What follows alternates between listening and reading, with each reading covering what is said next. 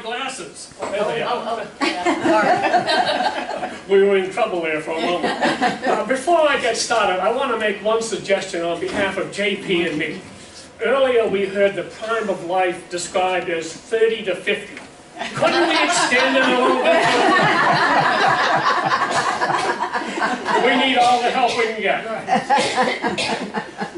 This morning my topic, as you know, is the Bible, on a pedestal or not. I'll give you a hint of the conclusion to begin with, and that is, it is on a pedestal, but maybe it shouldn't be. And I'll develop all of that in a moment.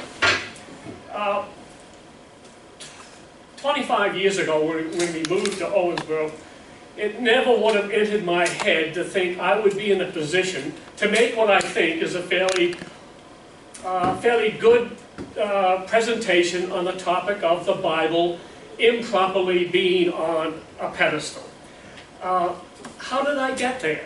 Well, it started when we moved to Owensboro. We came from 25 years of being very happily unchurched. We came to Owensboro. Everybody's churched. And our immediate neighborhood had several people who belonged to First Presbyterian, so Mary and I signed up, and with her Scottish background, it made sense. And then Mary said, you know, we don't know much about the Bible. Why don't we go to a Bible study? I said, okay. So we went to a Bible study. Within a year, I'm teaching it. And I'm just one chapter ahead of everybody else.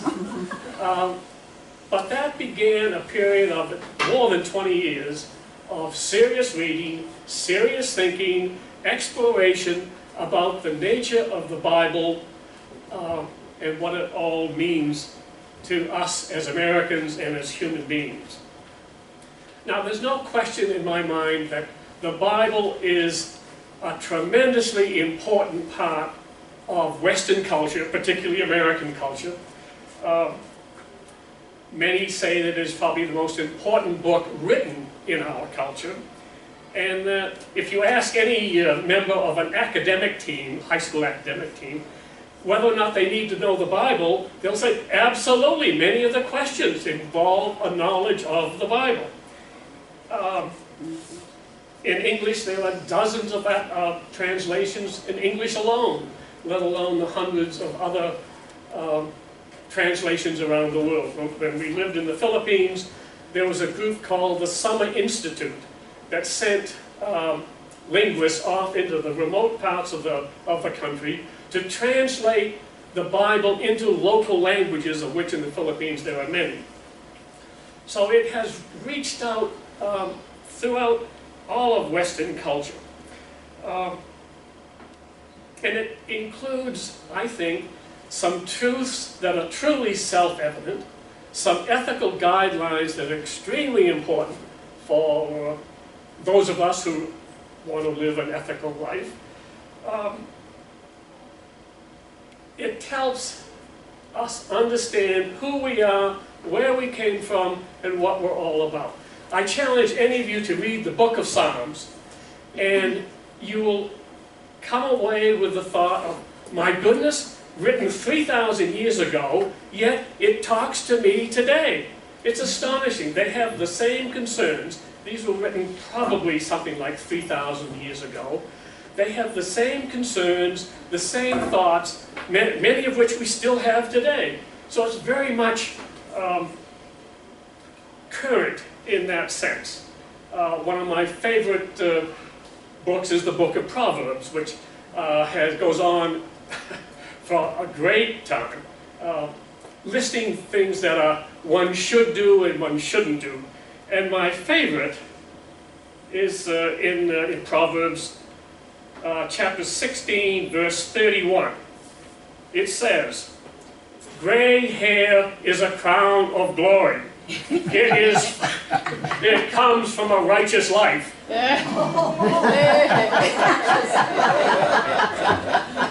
Now, some of us can glory in that, and some of you can't. Whether or not that's true, I don't know, but I love it.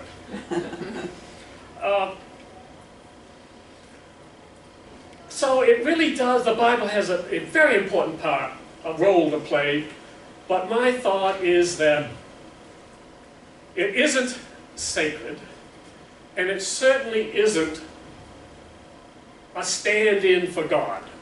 The song that we just had is a good introduction. We're not afraid of these different religions, but we are afraid of what they do in the name of their God. And those of you who are fans of the Messenger Inquirer letters to the editor page will be astonished at how people, what they say their God demands of us. But anyway, I think it's extremely important, but not sacred, and not the Word of God. Now, that's a heretical notion. I would be reluctant to say it in many places other than here. And it's quite heretical, really. But I base it on two things. One is, when I explore the history of how the Bible came to be, it says very clearly to me that this is a human product. And then the second one is that as you look over the years of 20 centuries, very often, and I'll go through some of this, society at large has found certain parts of the Bible lacking, and therefore we start to ignore it.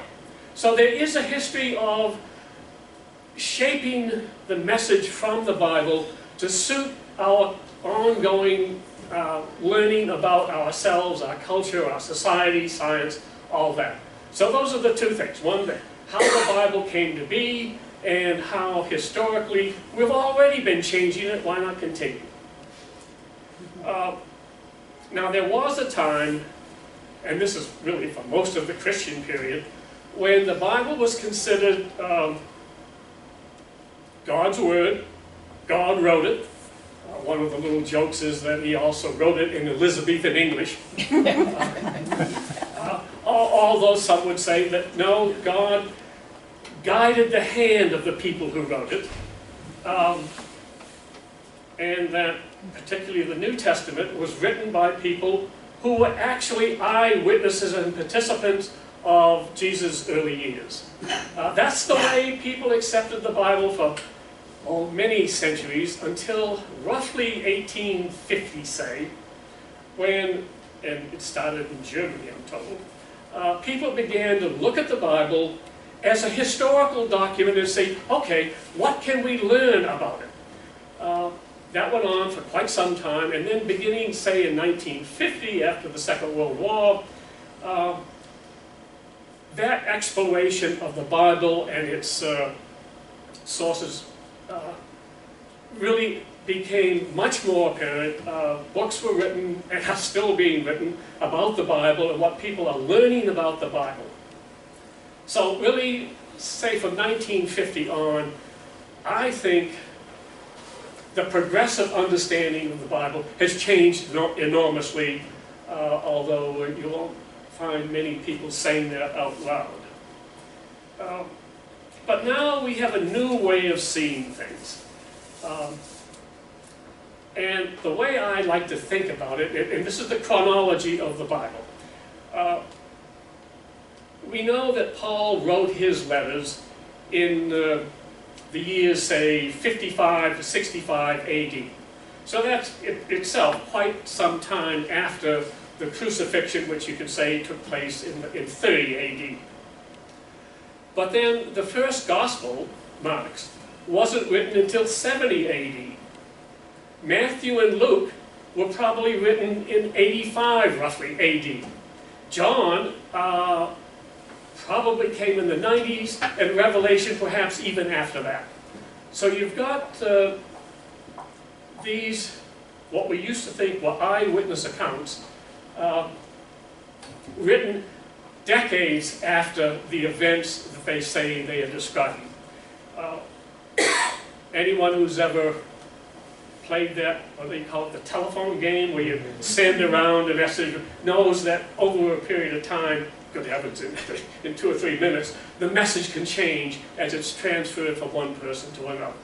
And given the fact that the New Testament, at least, was written over a period of, what, 100 years or so, suggests that there was ample time for the writers to include things that may or may not have been actual.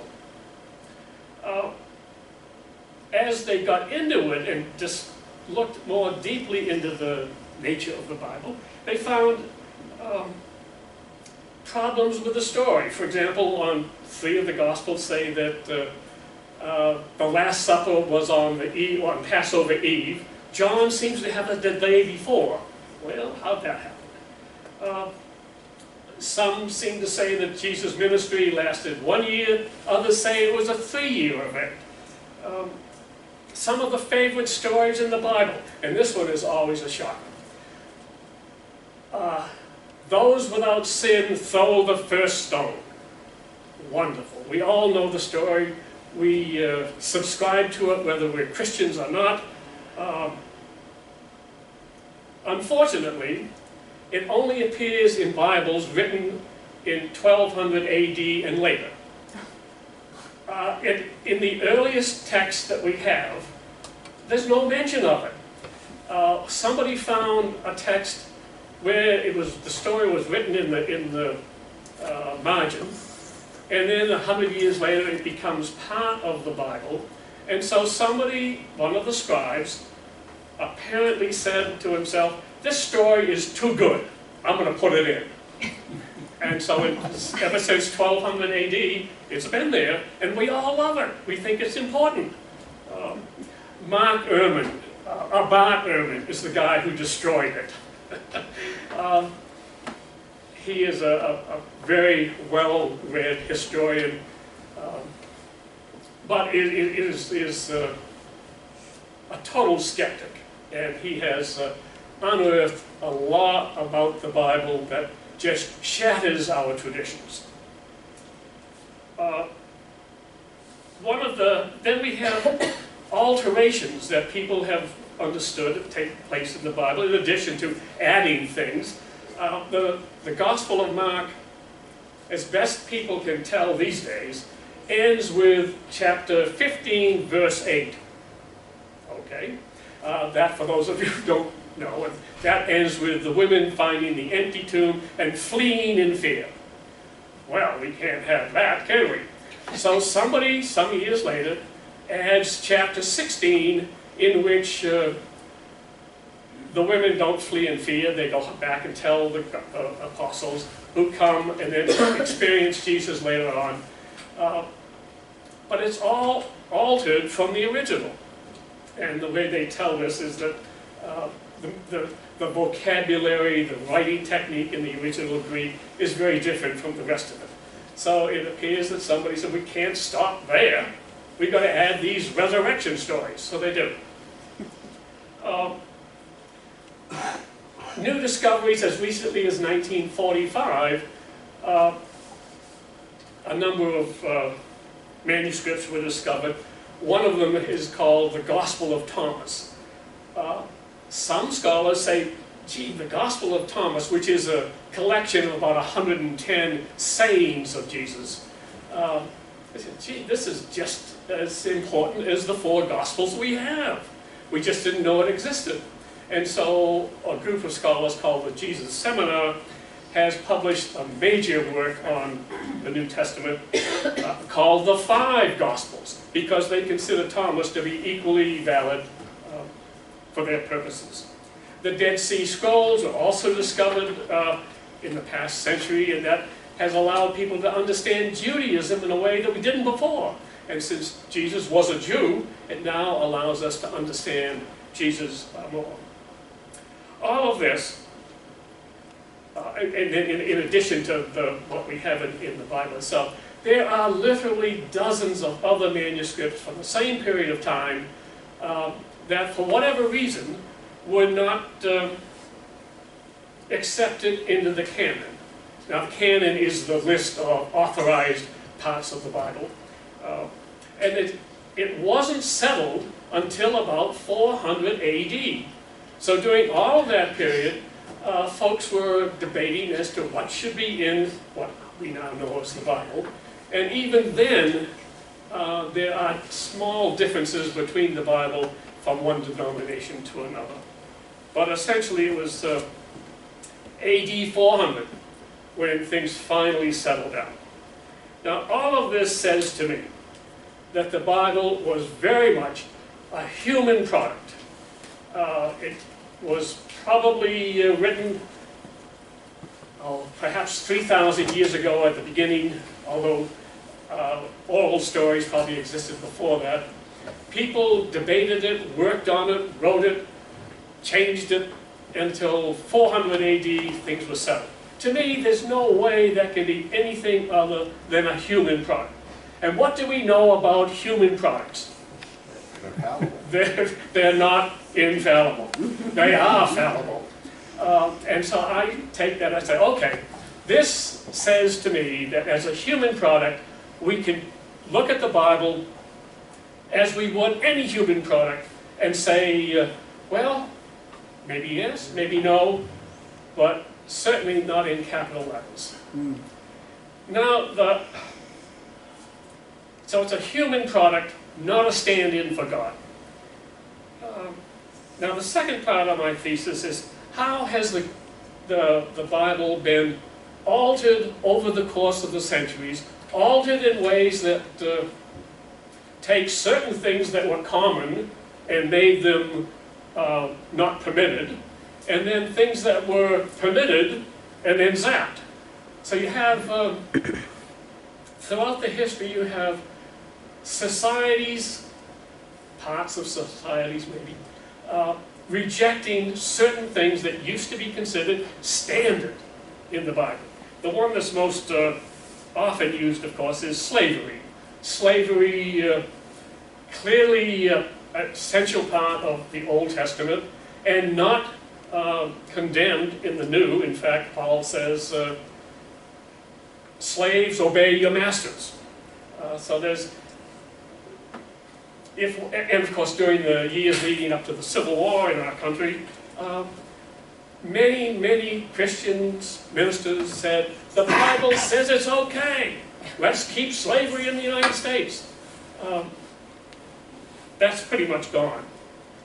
The whole status of women, very clear in the Old Testament, where it's surprising how few women are given names. And then in the New Testament, it's very clear, although debated.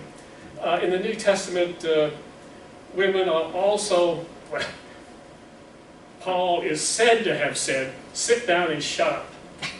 No, it turns out Paul didn't say that.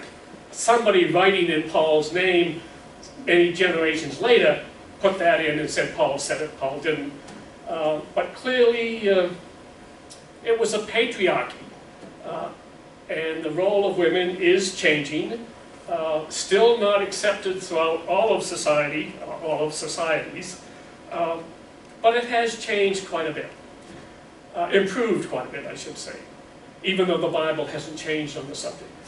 The role of women in the church, that's where Paul says, if you need to know anything, ask your husband.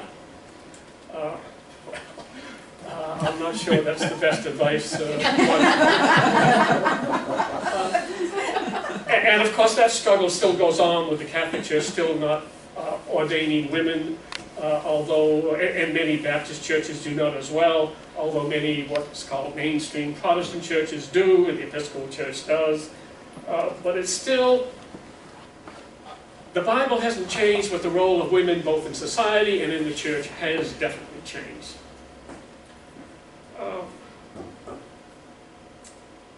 In the New Testament, Jesus encounters people with mental illnesses. The mental illness is almost always described as demon possession. A demon is in there, and if you can get the demon out, we'll be okay. Science, medical science today knows that mental illness is not as a result of demon possession. Nobody ever changed the Bible, but other than movies like Rosemary's Baby. Remember Rosemary's Baby? Other than that, we don't think of mental illness as the result of demon possession. Another one is that the divine right of kings. For many, many centuries, it was considered God who placed them in their positions, and therefore they could do whatever they wanted because they were God's people. In democracies, at least, that is no longer the case, although the world still has plenty of people who probably think they are directed by God to run things. But that has changed as well. Polygamy. Old Testament, clearly it is permitted, if not encouraged. The New Testament tends to waffle a bit on it, but never really gets too much in it. But today, except in certain parts of Utah, polygamy is not particularly accepted. And even in Utah, they are not accepted within the Mormon Church. They are considered outriders. Divorce. Divorce is very clear in the New Testament as a result of only adultery, and it says adultery by the woman. Oh, right. And then if the man remarries, then he is committing adultery with the new wife. We don't do that anymore, but the Bible still says that. So we have, oh good heavens, one that's in those of you who are NFL followers, no corporal punishment. Thus, beating up on your little children to make them behave. There is a place in Proverbs 13, verse 24, that says something like, if you love your son, you will not spare the rod. Wow. And then some poor NFL lineman, I think, is about to lose his livelihood because he didn't pay attention to that. And I think it is still up for grabs as to whether or not people, particularly in our place, subscribe to corporal punishment or not. But the Bible clearly says it is not only okay, you should do it. So all of those things, oh good heavens, I won't even get into some of the silly parts of Leviticus, where if you mix fibers, you're going to go straight to hell. Okay, I'm sure of mixed fibers here someplace.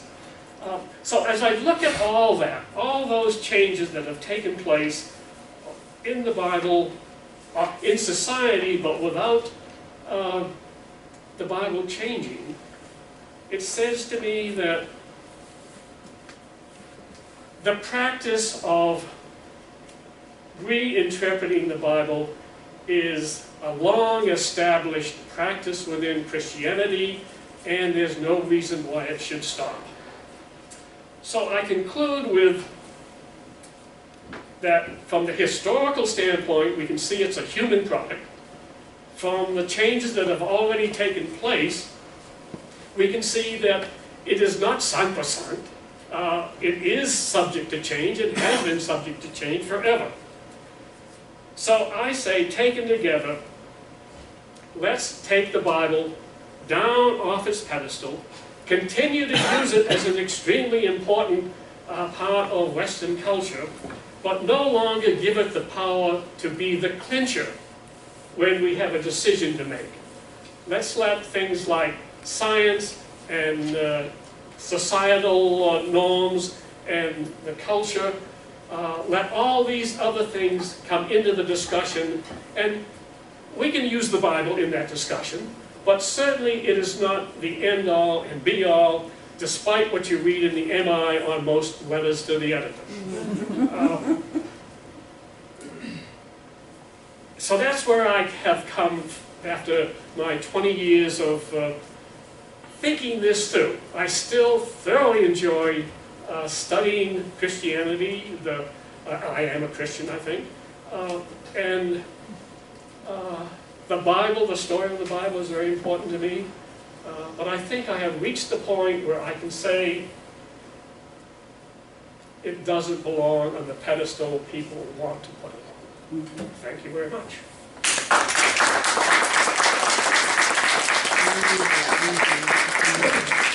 Yes. The 400 AD, when Bible law came together, was that the meeting at Nicaea under Constantine, the ruler? That was a bit earlier, like 13. I mean, like 370 or something. So that was a major step forward. And during that whole period of the 300s, a lot of this discussion was going on. But it wasn't until nearly, I think about 395, 400, that the established church, oh, well, which was Rome, of course, said, here's the list. A lot of it comes out of Nicaea, but not all of it. It still had to be debated. Yes? I mean, you talk about these changes. It's clear to, or just in my opinion, that a lot of the changes and additions and perhaps subtractions had to do with controlling people.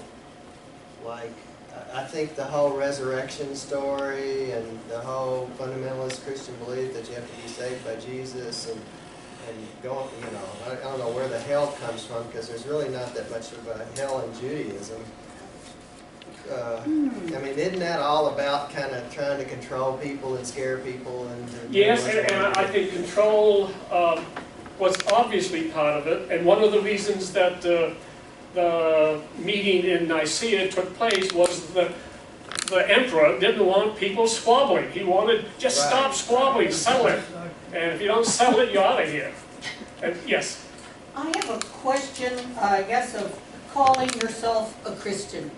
I always hesitate to call myself a Christian because I feel that to call yourself that, you should believe that Christ is divine or is the Son of God. And I have no such belief. I think he's probably a really good guy, probably a good teacher, probably a really charismatic person, but Son of God, no.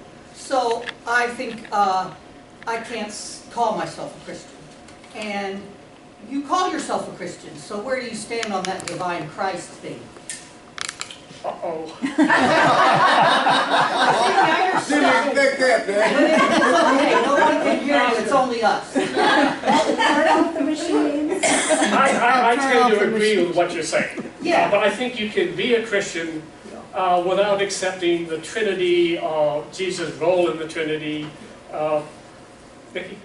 I saw a sign at GA that said, I'm a Jesusian, not a Christian. A Jesusian is hard to say. It What's is. it mean? Jesus. It's like being recognized.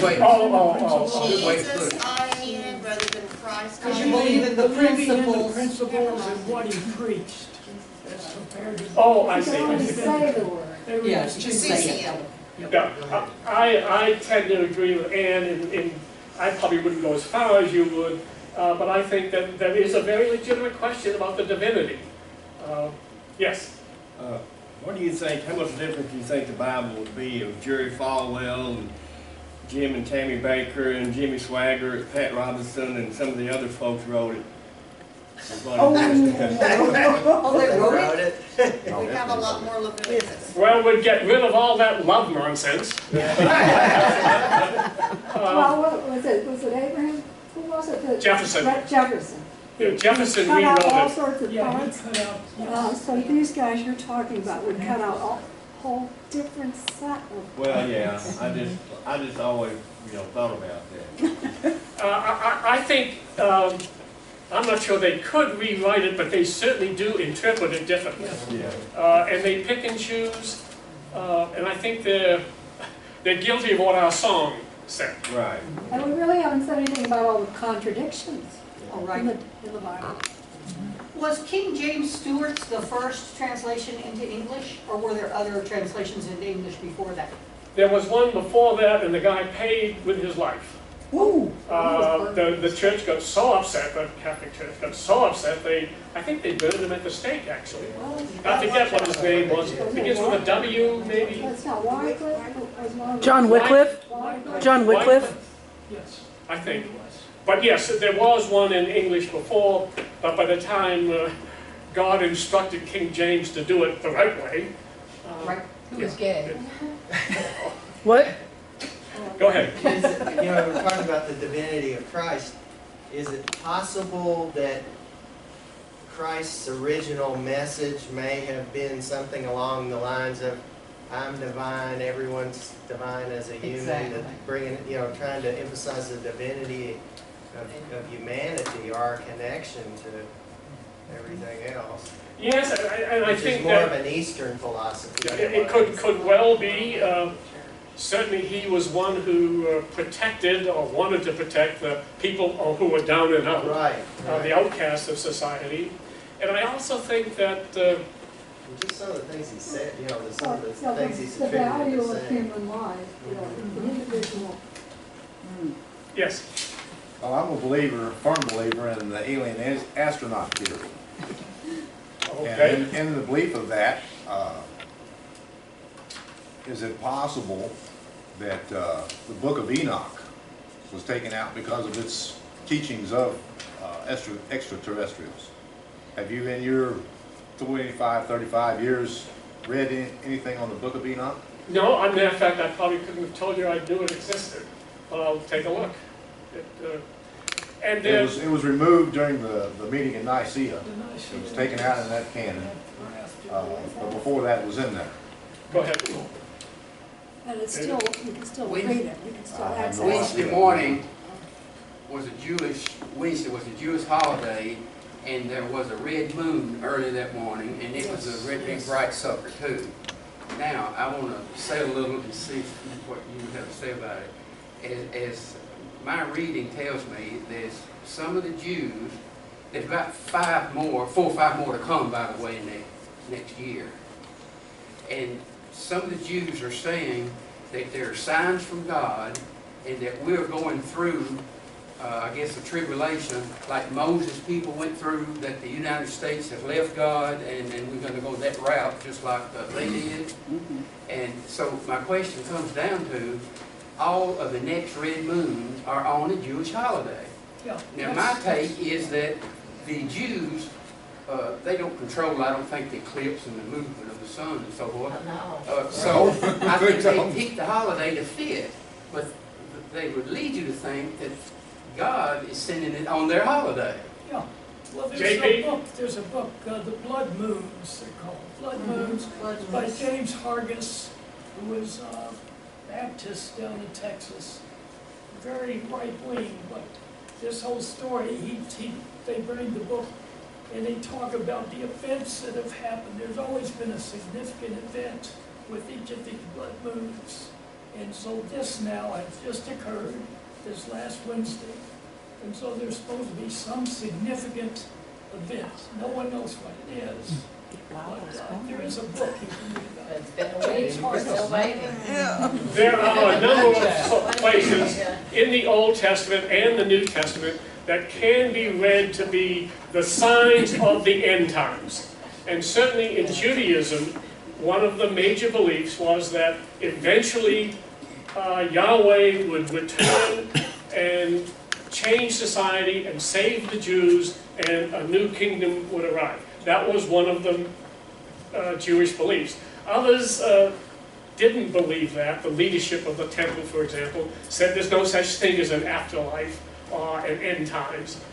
So you can find a number of things like that in Judaism, and also Mark has a whole section on when this happens, it's all over. And you'll find, yes. And also, to go along with the blood moon and stuff, most of our religious celebrations are taken from paganism anyway. And from paganism, the belief of extraterrestrial. So I think if someone, it's certainly not going to be me, honestly, goes back far enough, I believe we could find some pagan connection with the blood moon. That goes along. I mean, why do we have Christmas, or why do we have Halloween? It was a pagan holiday. You know, the same goes with the others. And I would say, at some point, you know, in connection with Stonehenge and the worship of the skies and the stars, that there's a connection there. Don't know that?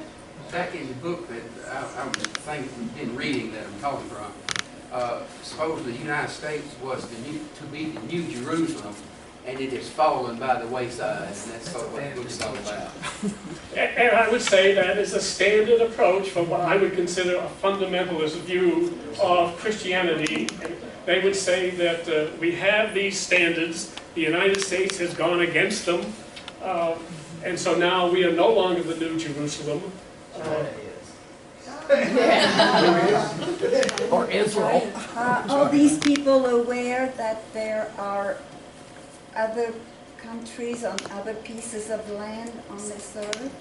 Or is it just the United States that God and Jesus are concerned with? Well, again, those people think that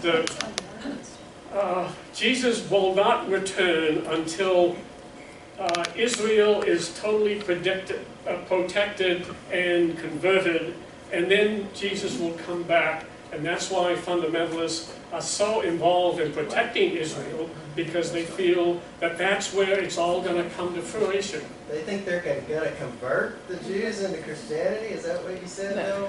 There are parts of the New Testament that say, when this happens, Jesus will be back. So there is a basis if you want to pick and choose. They've got to convert the Jews first? Oh, yes. That'll never happen. Yes. When I was in Morgantown, and very much involved with Morgantown First Baptist Church, there was a new thing that the Southern Baptists put out that everyone would have heard the name of Jesus by 2014, and that's what our goal was, so that Jesus could come. And it's 2014, and I dare say that everyone has heard the name of Jesus and the story thereof. More than once. Well, I just don't think it's going to ever happen. But my point is, they kind of shied away from that. Oh, yes. You know, there is no focus on that 2014 Anymore. It's always fun to pick on the poor old fundamental Baptists. Yeah. But one of my favorite stories is some years ago, they were trying to figure out, now just how many people will be in heaven? So let's start thinking. Well, first of all, none of the Catholics will be there. Yeah, there isn't enough room for all those people. Who shall we leave out? And the first group was the Catholic Church. None of them are going to make it to heaven.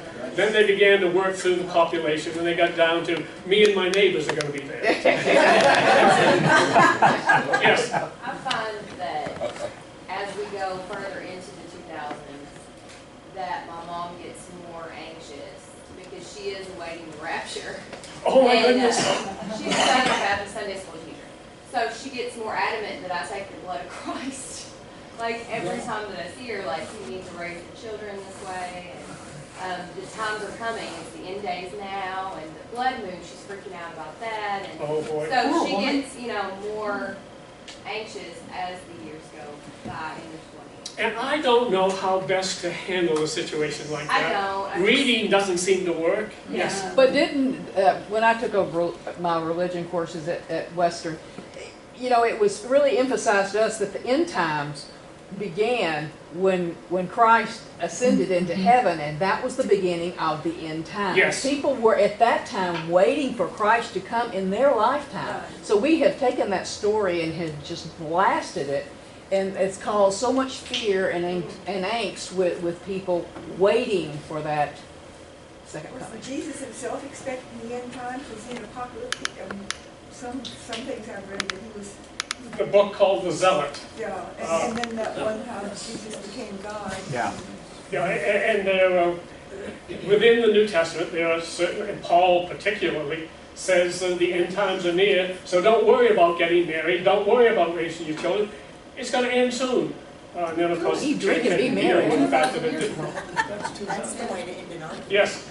You didn't mention any, you were talking about a lot of things that where society's changed and the Bible hadn't, but you didn't mention anything about those few verses in the Old Testament concerning homosexuality. And that's the most out of perspective, weirdest thing. Let me say something that may be offensive.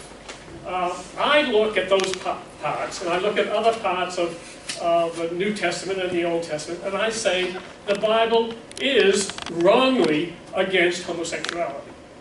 And so just as we have said they were wrong about slavery, right. they're wrong about this, but I think the Bible is pretty clear. It's just wrong. Yeah, right. It's like, But I mean, that's done more harm than, you know. Oh, absolutely. Well, and with that, you know, it was such a focus for mankind to produce his own seed that to waste it on another guy was sinful. And so that's, I think that was their mentality. But then that's the Old Testament, and Jesus said that he didn't come to change it, but to fulfill the law. So that, you know, that there's specifically things that are just wrong. I mean, you throw that cloven hoof and that clothing thing at them, and they kind of step back a little bit. And when they go home to have their BLT, That's right. Right. Yeah. Yeah. I think we've probably used up more than my time. But we enjoyed it. Okay.